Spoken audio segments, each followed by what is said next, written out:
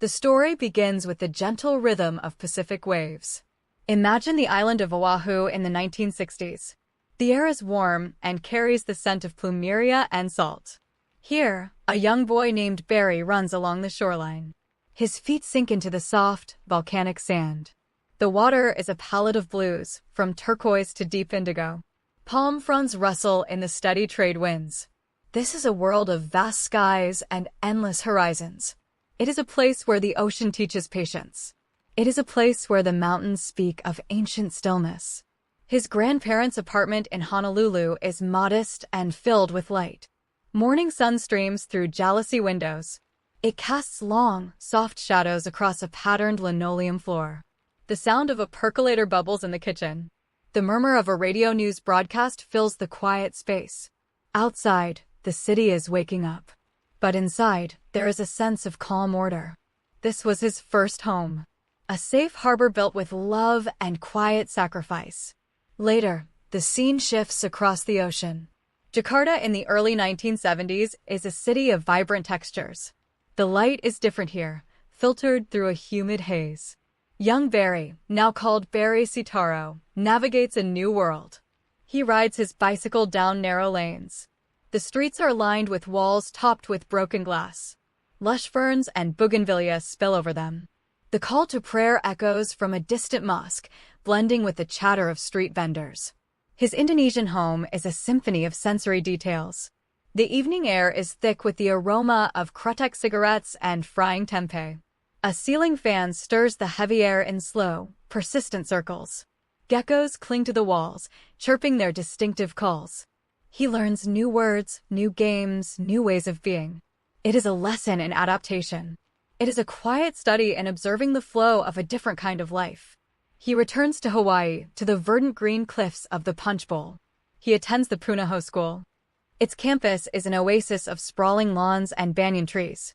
Between classes, students find shade under immense canopies of leaves. The sound of lockers closing and distant athletic cheers floats on the breeze. For Barry, this is another world within a world. A structured, privileged space that contrasts with his earlier, more fluid experiences. In the quiet of the school library, he finds a different kind of escape. Sunlight slants through high windows, illuminating dust motes dancing in the air. The only sound is the soft turning of a page. Here, he can read about anything. He can explore lives and ideas far beyond the island shores. Books become a map. They help him navigate the growing questions of his own identity. Who is he? This boy with a name from Kenya and a childhood spanning the Pacific. The chapter of his youth closes with a familiar Hawaiian twilight. The sky melts from orange to lavender above Diamond Head. The city lights of Honolulu begin to twinkle like distant stars. From a lanai, one can watch the day surrender peacefully to the night. It is a moment of profound peace. It is a moment that stores itself in memory.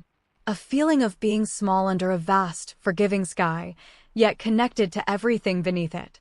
The journey for understanding moves to the mainland. The campus of Occidental College in Los Angeles is bathed in a specific, Southern California light. It is a clear, golden light that gilds the Spanish colonial revival buildings. The archways and red-tiled roofs stand in quiet dignity. Students lounge on grassy quads, talking and reading. The atmosphere is one of earnest discovery. It is the late 1970s, a time of simmering social change, but here, the focus is often inward. In a dorm room, the late-night discussions are just as important as the lectures. The room is spare. A desk lamp casts a warm pool of light on textbooks and notepapers. The air might smell of instant coffee and notebook paper. Voices debate philosophy, politics, and justice. For the young student now calling himself Barack, these conversations are a forge. They are where abstract ideas from books meet the fire of personal experience. He listens more than he speaks, absorbing the contours of each argument. The path leads east, to the urban grid of New York City. Columbia University in the early 1980s presents a different kind of solitude. Mornings in Morningside Heights are crisp and clear. He walks through the grand iron gates, a lone figure amidst the flowing crowds of students. The monumental library stands as a temple of knowledge. Its stone steps are worn smooth by generations of seekers. He is one of them now, purposefully alone. His apartment is a small, quiet space. The most important fixture is a simple desk by a window. It looks out onto a brick wall and a slice of city sky. A single lamp is his companion through long nights of reading. He delves into philosophy, history, and political theory. The words of Augustine, Nietzsche, and King fill the silence. This is a self-imposed exile. It is a deliberate retreat from distraction to build an intellectual foundation, brick by careful brick. He takes long, wandering walks through Manhattan. Not the crowded tourist avenues, but the residential side streets of the Upper West Side. He observes the daily ballet of city life. The stoop-sitters enjoying the evening. The shopkeepers closing their gates. The play of shadow and light on brownstone facades. The city, in its immense complexity, becomes another text to read. It teaches him about community, disparity, and the intricate machinery of a modern society. The final stage of formal education is Harvard Law School. The campus in Cambridge is autumnal, draped in New England tradition.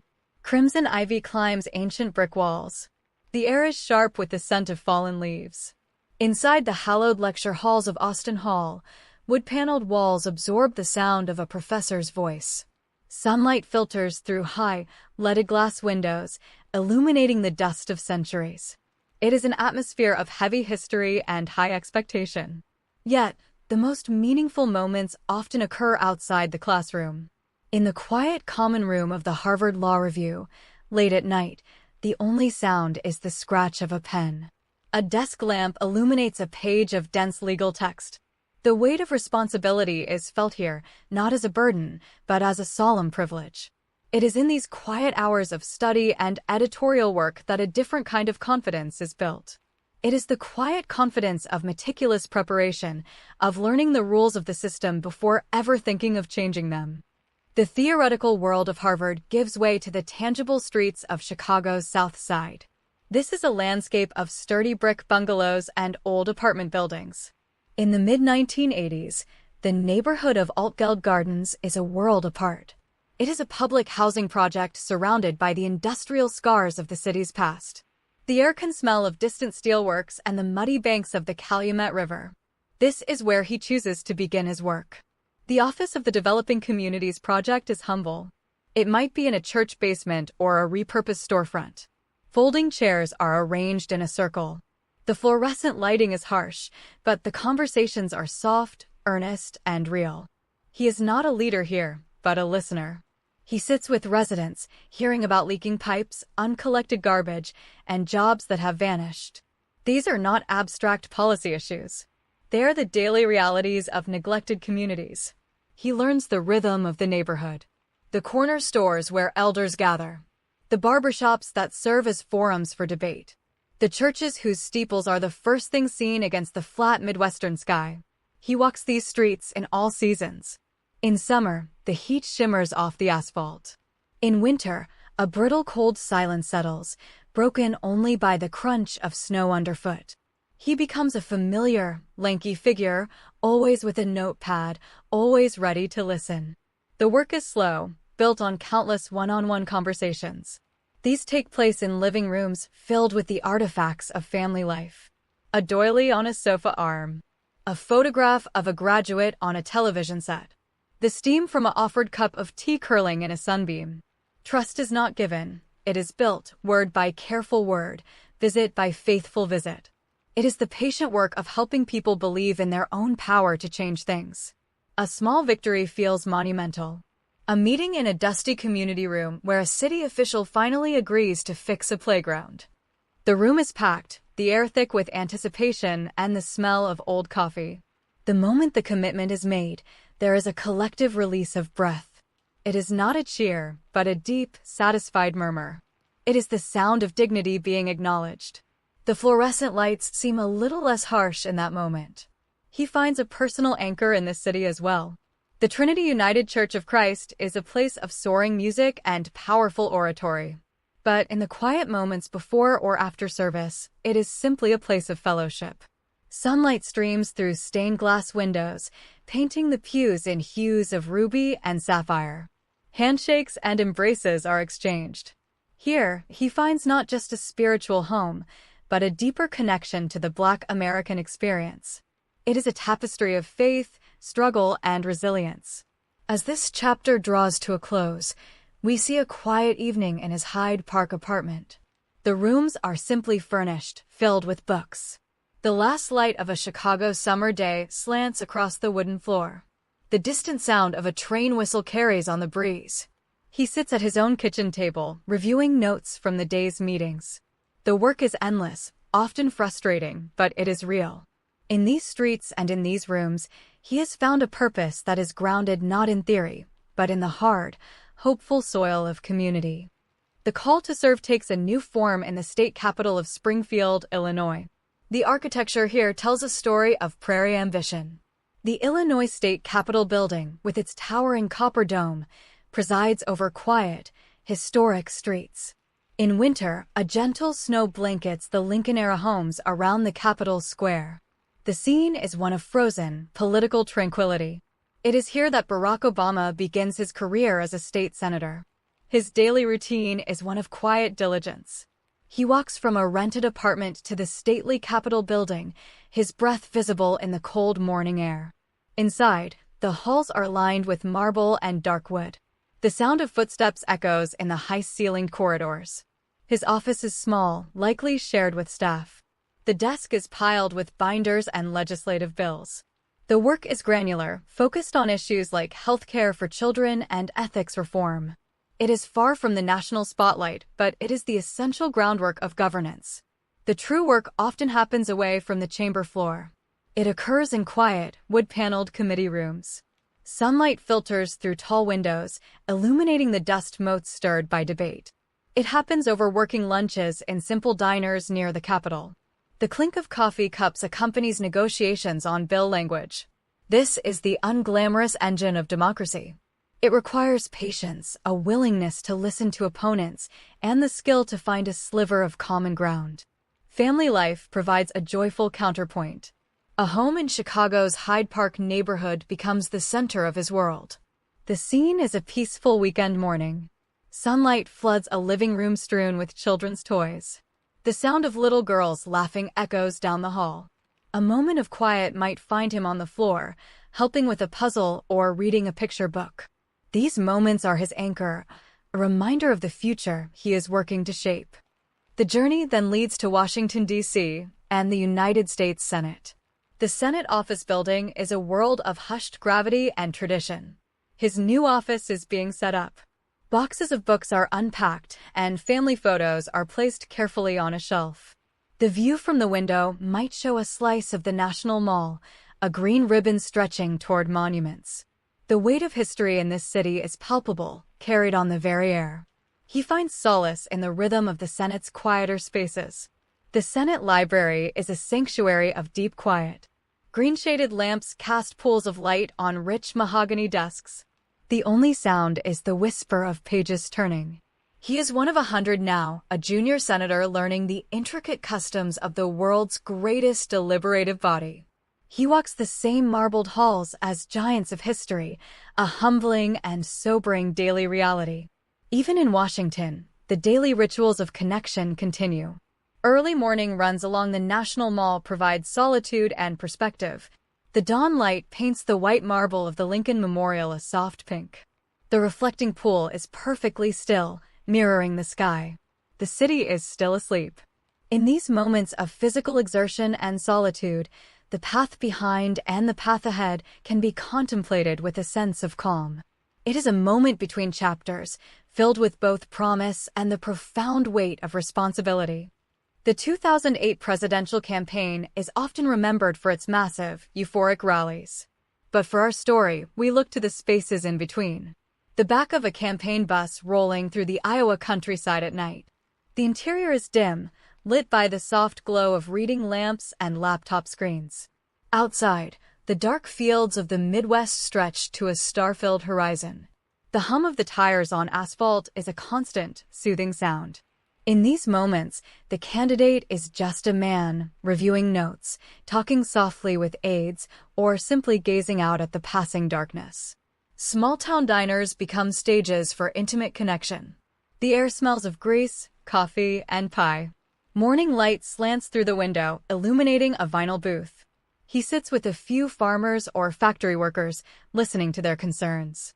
The clatter of plates and the murmur of other conversations form a backdrop to these earnest exchanges. These are not soundbite moments for television. They're the slow, patient work of listening, the same skill honed years before on the south side of Chicago. The campaign headquarters, in any given state, has a specific energy in the early hours. Before the volunteers arrive, the space is quiet. Sunlight streams through windows, illuminating folding tables stacked with flyers and phone lists. A lone staffer makes a pot of coffee, the rich aroma filling the empty room. The sense of possibility is almost tangible. It is a blank slate, a day of potential conversations and connections waiting to be made. On the days of primaries or caucuses, there is a different kind of quiet, the tense, expectant hush of a hotel suite. The television is on with the volume low. Family and close advisors wait, speaking in hushed tones. He might retreat to a bedroom for a moment of solitude, looking out over an unfamiliar city. The fate of an immense endeavor rests on the collective decision of ordinary people in gymnasiums and community halls. It is a humbling stillness. The home in Chicago remains the ultimate sanctuary. Between frantic travel, there are precious days of return. A simple backyard barbecue on a summer evening. The smell of charcoal and grilled food. The sound of his daughters playing on a swing set. Neighbors and old friends stop by. For a few hours, the bubble of the campaign pops. He is just a husband, a father, a neighbor. These moments of normalcy are essential. They are the ballast that keeps the soaring balloon of a campaign tethered to the earth. The campaign plane, dubbed Air Force One during the general election, becomes a moving island of routine. At cruising altitude, above the clouds, the world below seems orderly and calm. He might have a small, private cabin. A book lies open on a side table. A cup of tea steams gently. The constant vibration of the engines is a lullaby of motion. In this space between destinations, there is time for reflection, for reading, for simply being still amidst the whirlwind. As election night approaches, the frenzy reaches its peak. Yet, the final image of this chapter is not of a roaring crowd in Grant Park, but of a quiet moment just before. In a holding room, he stands with his wife, Michelle. They hold hands, not speaking. The noise of the historic crowd outside is a distant ocean roar.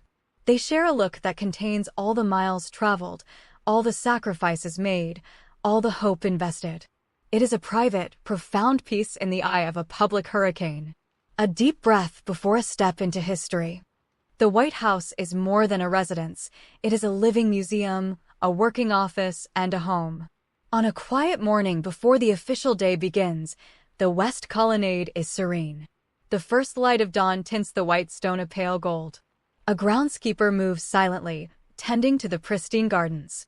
The air is cool and still. Inside, the hallways are empty, the famous polished floors reflecting the soft glow from sconces. This is the White House at its most peaceful, a vessel of history waiting for the day to fill it. The family's private quarters on the second floor are a world apart.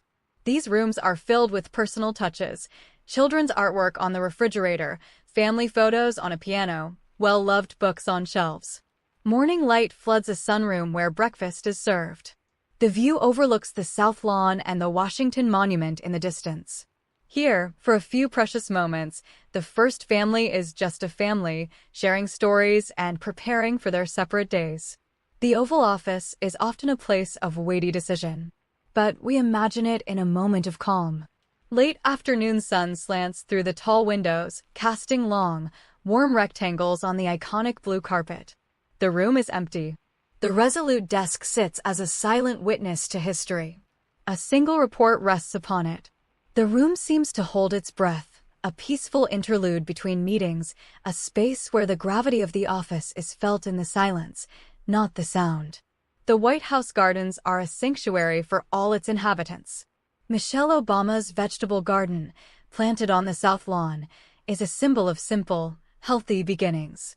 On a summer day, the smell of rich earth and ripening tomatoes fills the air. Bees hum contentedly among the blossoms. It is a tactile, grounded space, a connection to the earth and to the idea of nurturing growth, both of plants and of a nation's health. State dinners are exercises in grandeur, but the preparations hold their own quiet beauty. The China Room, where historic state services are displayed, is silent. Porcelain plates from previous centuries rest in glass cases, illuminated by discreet lighting. In the state dining room, staff move with practiced quiet, placing each piece of silverware with precision. Flowers from the gardens are arranged in magnificent centerpieces. The room, empty of guests, is a stage set for diplomacy, a masterpiece of anticipation and detail. Even the president needs moments of escape. The Truman balcony, off the yellow Oval Room, offers a panoramic view. On a spring evening, he might step out alone. The city is spread out below, its monuments illuminated against the twilight sky. The noise of traffic is a faint murmur. The scent of magnolia blossoms from the garden rises on the warm air. It is a perch above the world, a place to gather one's thoughts, to remember the scale of the country one serves. As this chapter of life draws to a close, a final, simple image. The White House at Christmas. The public tours showcase the dazzling decorations. But in the private residence, a single, modest Christmas tree might stand in a corner. Its lights twinkle softly, reflecting in the window panes. Outside, a gentle snow begins to fall, dusting the historic roof and lawns. Inside, there is warmth, the quiet joy of family togetherness, and the deep, fulfilling fatigue that comes from years of service. It is a picture of peaceful culmination. The presidency ends, but the journey of service continues in new forms. The transition to private life begins at a leased home in Washington's Colorama neighborhood. The house is elegant but understated. Moving boxes are unpacked, and a new library is organized. The pace is deliberately slower. Morning coffee is enjoyed on a terrace overlooking a quiet, tree-lined street.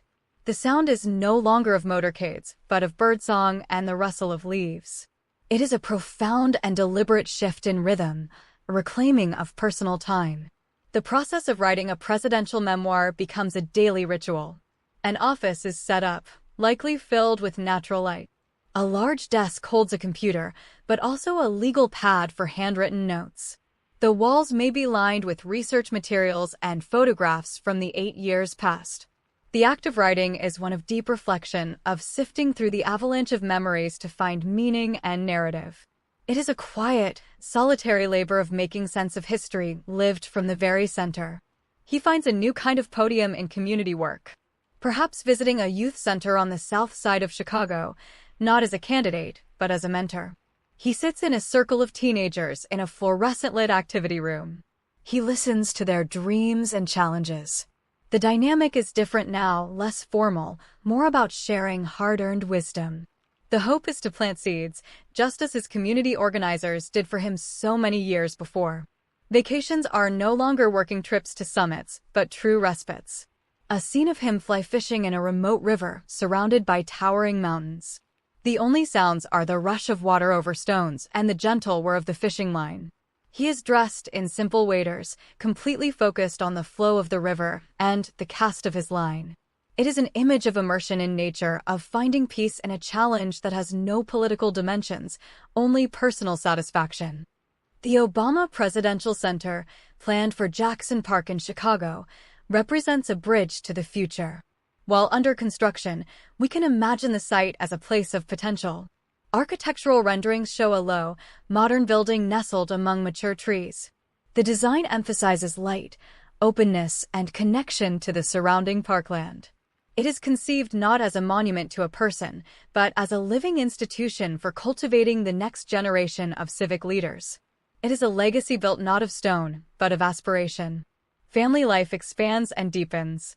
There are college graduations to attend, walks with his wife through autumn woods, and the quiet pride of watching his daughters forge their own paths.